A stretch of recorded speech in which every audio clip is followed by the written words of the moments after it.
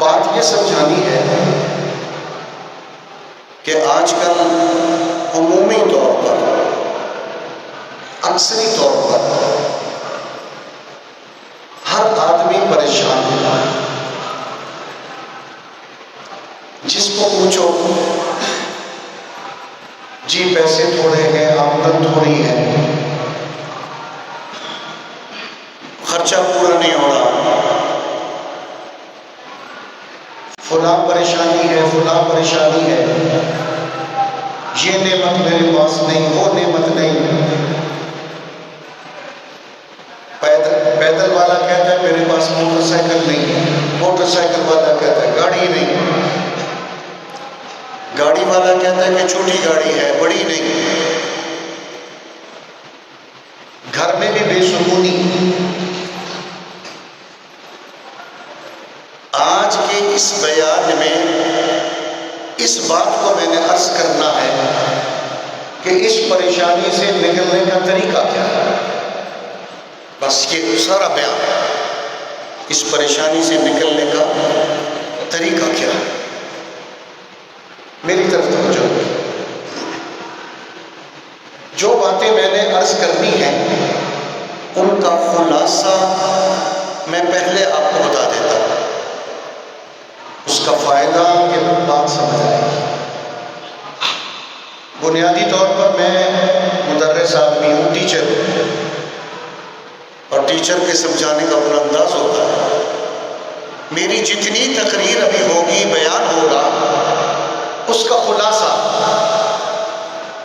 اور وہ خلاصہ آپ میرے ساتھ دہرائیں گے تاکہ یاد ہو جائے. نمبر 1، جو ہمیں ملا ہے، جتنی نعمتیں بھی ملی، جو ہمیں ملا ہے اس پر اللہ کا شکر ادا کریں.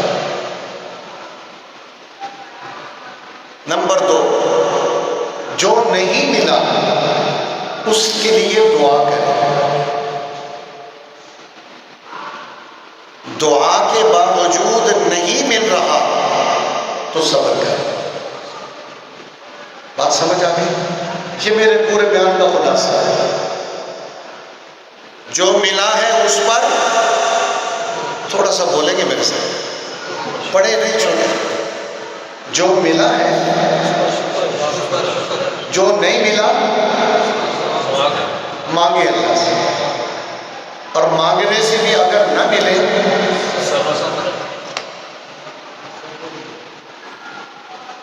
کیا کہہ رہے ہیں؟ صبر ہی نہیں ہوتا. نہیں، صبر کا معنی بھی سمجھاتا ہے. ہماری غلطی یہ ہوتی ہے کہ جو ملا ہے اس پر شکر نہیں کرتے، تو جو نہیں ملا وہ اللہ سے نہیں مانگتے، خود حاصل کرنے کی کوشش کرتے ہیں. اور جب نہیں ملتا تو صبر نہیں کرتے. یقین کریں، اس کو اپنی زندگی میں اپلائی کریں، لاگو کریں، کچھ عرصے کے بعد ہی رزلٹ آنا شروع ہو جائے.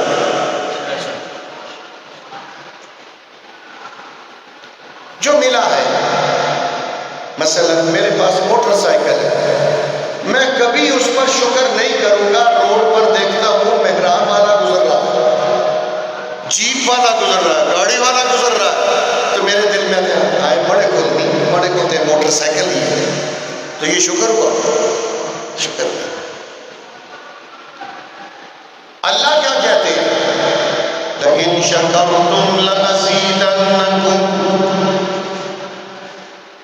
میرے بندو اگر شکر کرو گے تو میں تمہیں اور دوں گا. لَإِن شَكَرْتُمْ. ہمارے ہاں خصوصاً نوجوان نسل میں اس بات کی کمی ہے، شکر نہیں. اس لیے یہ فرمایا گیا نعمتوں کے معاملے میں، دنیا کے معاملے میں اپنے سے نیچے والے کو دیکھو.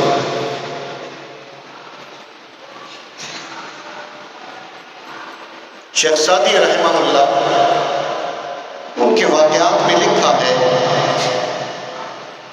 پاس جوتے نہیں تھے، جمعہ پڑھنے کے لیے جا رہے ہیں، اور دل میں خیال آیا کہ لوگوں کے پاس جوتے، میرے پاس تو جوتے بھی نہیں، پاؤں جل رہے ہیں۔ مسجد میں گئے، جمعے کی نماز پڑھی، باہر نکلے، ایک مانگنے والا مانگ رہا ہے جس کے دونوں پاؤں کٹے ہوئے ہیں، پاؤں نہیں۔ فوراً عرض کی، اللہ تیرا شکر ہے میرے پاؤں تو سلامت ہے، ٹھیک ہے میرے پاس جوتے نہیں، میں اپنے ان پاؤں پر آپ کا شکر ادا کرتا ہوں۔ لَئِن شَكَرْتُمْ لَأَزِيدَنَّكُمْ، اگر شکر کرو گے تو میں، وَلَئِن كَفَرْتُمْ فَإِنَّ عَذَابِي لَشَدِيدٌ۔